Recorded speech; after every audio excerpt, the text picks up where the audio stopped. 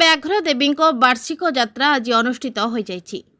କବି ସୂର୍ଯ୍ୟନଗର ସ୍ଥିତ ଅରବିନ୍ଦ ନଗରରେ ପ୍ରତିଷ୍ଠିତ ମା ବ୍ୟାଘ୍ର ଦେବୀଙ୍କ ମନ୍ଦିର ପ୍ରତିଷ୍ଠା ଉତ୍ସବର 1 ବର୍ଷ ପୂର୍ତ୍ତି ଅବସରରେ ଗ୍ରାମବାସୀଙ୍କ ଅନୁକୂଳରେ ମାଙ୍କ ବାର୍ଷିକ ଉତ୍ସବ ଏବଂ ହୋମଯଜ୍ଞ ଅନ୍ନଯଜ୍ଞ ନଗର ଭ୍ରମଣ ଯାତ୍ରା 2 ଦିନ ଧରି ଅନୁଷ୍ଠିତ ହୋଇଯାଇଛି।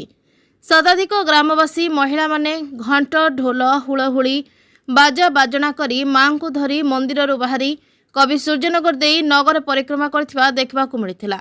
ଅନୁଷ୍ଠିତ ଉତ୍ସବକୁ ସମସ୍ତ ଗ୍ରାମବାସୀ ପରିଚାଳନା କରିଥିଲେ।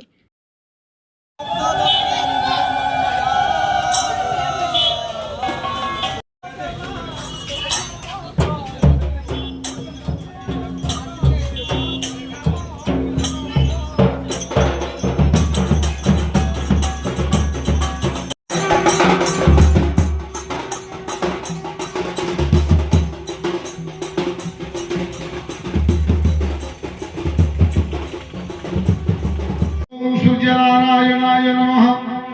ईश्वर्घ्य स्वाहा।